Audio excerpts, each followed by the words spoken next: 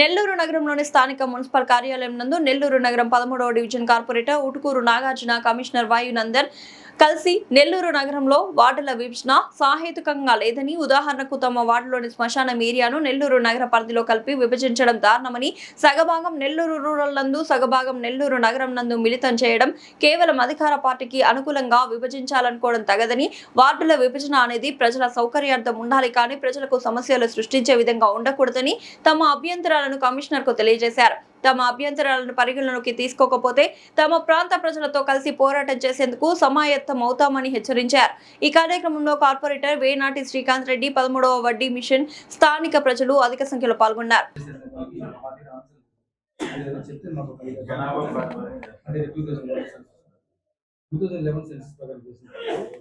కొన్ని వార్డులు మాత్రమే పునరుద్ధరణ జరిగాయి. కొన్ని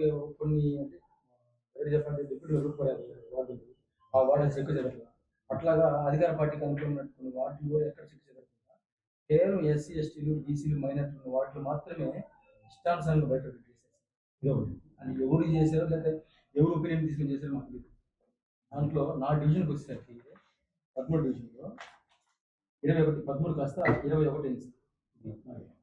మా 21లో 13 డివిజన్ని బాలాజీ నగర్లో దాదాపు 3 ముక్కలు చేశారు. 13 డివిజన్ ఎలంవాటి తిన్నా మిట్టపల్లి కలిసిపోయి అన్ని దాంట్లో ఉన్నాయి. కానీ ఎలంవాటికి సంబంధించిన శ్మశాన వాటిని రూరల్ కాన్స్టిట్యూన్సీ ఎట్లా సార్ స్వార్థ స్వలాభం కోసం చేసుకున్నట్టే ఉంది కానీ ప్రజల శ్రేయస్ కోసం కానీ ప్రజల సౌకర్యార్థం కోసం అంటే ఏమి లేదు. మరి ఎట్లా సార్ ఇచ్చారు సార్ అదే కాదు సార్. ఇప్పుడు బాలాజీ నగర్లో ఒక కంటిన్యూటీ ఉంది మాకు ఆ డివిజన్కి. ఆ కంటిన్యూటీలో తీసుకుపోయి కొంత భాగాన్ని తీసుకుపోయి 16 డివిజన్ కలిపారు, కొంత భాగాన్ని తీసుకుపోయి 15 డివిజన్ కలిపారు. కంటిన్యూటీ నా డివిజన్కి ఒకసారి మిస్ అయింది. అంటే నా డివిజనే కాదు, చాలా మిస్ అయినాయి. కానీ నేను నా డివిజన్ గురించి మాత్రం మాట్లాడుతున్నాను. దయచేసి మీరు చెప్పిన ప్రకారం ఏంటంటే 2011 సెన్సస్ ప్రకారం జరిగింది. ఏ ప్రకారం జరిగినా కానీ కంటిన్యూటీ అనేది మా డివిజన్కి వెళ్ళాలి సార్. First point.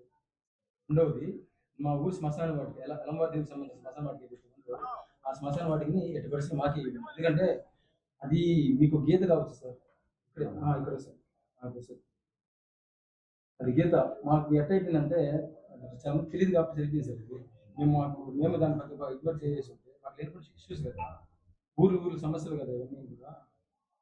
సో దీని మీద మీరు రెడీగా తీసుకొని డివిజన్లో కూడా ఆ కంటిన్యూటీని మిస్ చేయకుండా వాటిని ఇచ్చేయండి సార్. అందరూ ఫస్ట్ అందరికీ ఖచ్చితంగా ఎక్కడో చోట బ్రేక్ చేయాలి. ఒక పార్టీ చేయాలి, ఒక పార్టీ 4 వార్డు నుంచి 4 వార్డు చేసి కొత్త వార్డు క్రియేట్ చేయాలి. ఆ విధంగా జనాభాను కట్ చేసుకుంటారు. రూరల్ 26 సార్ డివిజన్, నెల్లూరు సిటీలో 28 డివిజన్లు, 28 కాస్త 36 అని, 26 కాస్త 36 అని. ఈ 28 డివిజన్లో మీకు 36 చేయడం అనేది కూడా నేను దాన్ని తప్పు పట్టడం లేదు. ఇప్పుడు ఎన్టీఆర్ నగర్కి నా డివిజన్ ఏ పంతులు వస్తే మీరు దాన్ని చేయాల్సిన అవసరం ఉంది. ఎన్టీఆర్ నగర్ జాగ్రత్తగా కండక్ట్ అనేది మనం తీసుకోవాలి.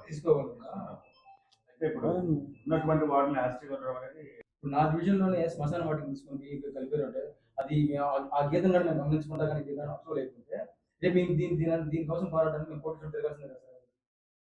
ఈ అబ్జెక్షన్లు ఇక్కడ ఓట్లు లేవు సార్ ఇక్కడ, కానీ ఎమోషనల్ కంటెంట్ ఉంది కదా. మా ఊరు శ్మశాన వాటికి సార్ ఆ ఓట్లు ఏమీ లేదు. మా ఊరికి సంబంధించిన తీసుకుని అవతల ఊళ్ళు కలిపి రేపు మేము ఏదన్నా పోయిన అడుగు ఇది 22వ డివిజన్లోకి వచ్చింది మాది ఊరు మీరు రావడానికి లేదని పొరపాటున అక్కడ ఎవరన్నా ఏదైనా పరిస్థితి ఎవరి సొంతం ఇవన్నీ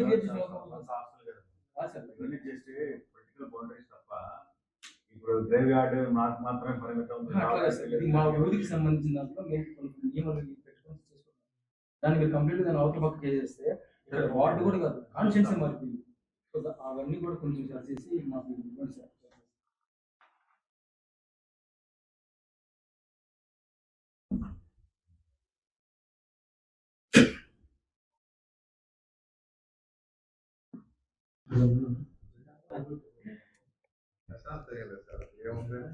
కొంచెం దాన్ని రెక్టిఫై చేసింది సార్.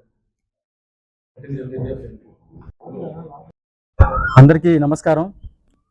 ఈరోజు నెల్లూరు నగర కార్పొరేషన్కి సంబంధించి ఏదైతే డీలిమిటేషన్లో భాగంగా వార్డులను పెంచుతూ పునర్విభజన చేశారో దానికి సంబంధించి కొన్ని అభ్యంతరాలను వ్యక్తం చేస్తూ ఈరోజు నెల్లూరు నగర కమిషనర్ నందన్ గారికి లిఖితపూర్వకంగా కార్పొరేటర్ శ్రీకాంత్ రెడ్డి గారు మరియు మా డివిజన్లో ఉన్నటువంటి కొంతమంది పెద్దలు సమక్షంలో లిఖితపూర్వకంగా ఈరోజు ఒక రికమెండేషన్ కూడా ఇవ్వడం జరిగింది.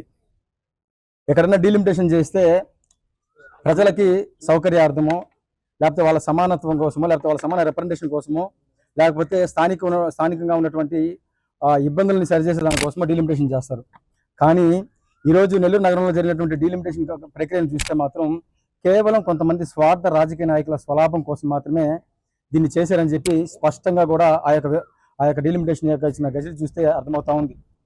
మరి ముఖ్యంగా దానికి సంబంధించి నా డివిజన్కి సంబంధించి 13వ డివిజన్లో 3 ముక్కలాట మాదిరిగా డివిజన్లో ఉన్నటువంటి ఒక కంటిన్యూటీతో ఉన్నటువంటి ఆ డివిజన్ని అనేక రకాలుగా విభజించి, ఎందుకు మాట అంటున్నానంటే, ఎక్కడ కూడా కమిషనర్ గారిని నేను ఏ ప్రాతిపదికన మీరు ఇది చేశారు సార్ అని అడిగితే 2011 సెన్సస్ ప్రకారం చేశాను అని చెప్పాడు. కానీ అదే 2011 ప్రకారం సెన్సస్ ప్రకారం చేసినప్పుడు డిప్యూటీ మేయర్ రూప్మర్యాద గారు వార్డు చెక్కు చెదరలా. అలాగే తెలుగుదేశం పార్టీకి అనుకూలంగా ఉన్నటువంటి కొన్ని వార్డులు కూడా ఎక్కడ ఏ ఇదిలో కూడా చెక్కు చెదిరిన పరిస్థితులు కనబట్ల. కేవలం ఎస్సీ ఎస్టీలు బీసీలు మైనార్టీలు ఎక్కడైతే ఎక్కువ శాతం మంది ఉన్నారో ఆ డివిజన్లో మాత్రమే టార్గెట్ చేసుకునేసి ఆ డివిజన్ అన్నింటినీ కూడా అనేక రకాలైనటువంటి విభజనగా చేసేస్తూ అక్కడ డివిజన్లో ఉన్నటువంటి ప్రజల మధ్య ఉన్నటువంటి ఐక్యతను దెబ్బతీసే విధంగాను, వాళ్ళ మనోభావాలను దెబ్బతీసే విధంగాను ఈ యొక్క డీలిమిటేషన్ ఉందని తెలియజేస్తున్నా. దానికి కారణం నా డివిజన్లో ఉన్నటువంటి మా ఊరు ఎలంబర్దికి సంబంధించి ఏదైతే శ్మశాన వాటిక ఉందో ఆ మా ఊరికి సంబంధించిన ఓట్లన్నీ సిటీలోకి పెట్టి శ్మశాన వాటికి సంబంధించిన ఇదిని మాత్రము రూరల్ కాన్స్టిట్యున్సీలో ఈరోజు బౌండరీ ఏర్పాటు చేయడం జరిగింది.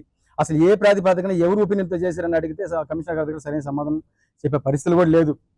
తీరా చూస్తే ఇక్కడ గమనించింది ఏంటంటే, ఇది కేవలం మంత్రి నారాయణ గారి ఆధ్వర్యంలో మంత్రి నారాయణ గారితో నమ్ముకున్నటువంటి కొంతమంది కార్పొరేటర్, కొంతమంది నాయకుల యొక్క స్వార్థం కోసమే ఈ యొక్క డీలిమిటేషన్ జరిగింది అనేది మాత్రం స్పష్టంగా అర్థమవుతా ఉంది. ఎందుకంటే దాదాపు 2 సంవత్సరాలుగా నారాయణ గారు నేను నెల్లూరు నగరాన్ని సస్యశ్యామలంగా చేస్తూ స్మార్ట్ సిటీగా చేస్తానని చెప్పుకుంటూ ఆయన డబ్బాలు కొట్టుకుంటూ ఆయన జబ్బాలు ఆయనే జరుచుకుంటూ ఈరోజు 2 సంవత్సరాల కాలం గడిపేశాడు. చెట్ల రూపంలో నేను చెట్లు వేస్తున్నాను, నేను ఎండ్ రోడ్లు వేస్తున్నాను, నా అభివృద్ధి చేసి ఓటేంటి అనే స్థాయి నుంచి జనాలు ఇవన్నీ కూడా వాళ్ళ యొక్క కార్యకర్తలు, ఏదైతే నారాయణ గారికి సంబంధించిన కార్యకర్తలకి కోట్లు తెచ్చిపెట్టే విధంగానే జరిగిన ఈ కార్యక్రమాలు అని చెప్పి ప్రజలు ఎప్పుడైతే అర్థం చేసుకున్నారనే ఆలోచన నారాయణ గారు చేశారో ఆ ఆలోచన ఏదో ఒక తిప్పిపోటాలన్న ఆలోచనతోనే ఈ యొక్క డీలిమిటేషన్ అత్యంత దారుణంగా ఈరోజు చేశారని తెలియజేస్తాను. గతంలో మా నాయకుడు జగన్మోహన్ రెడ్డి గారు ప్రభుత్వం అధికారంలో ఉన్నప్పుడు, జగనన్న ఆ రోజు ముఖ్యమంత్రిగా ఉన్నప్పుడు, మా అన్న అనిల్ కుమార్ యాదవ్ గారు మంత్రిగా బాధ్యతలు ఉన్నప్పుడు ఆయన సారథ్యంలో జరిగినటువంటి ఎన్నికలు ఏ విధంగా జరిగాయో మీకు కూడా తెలుసు.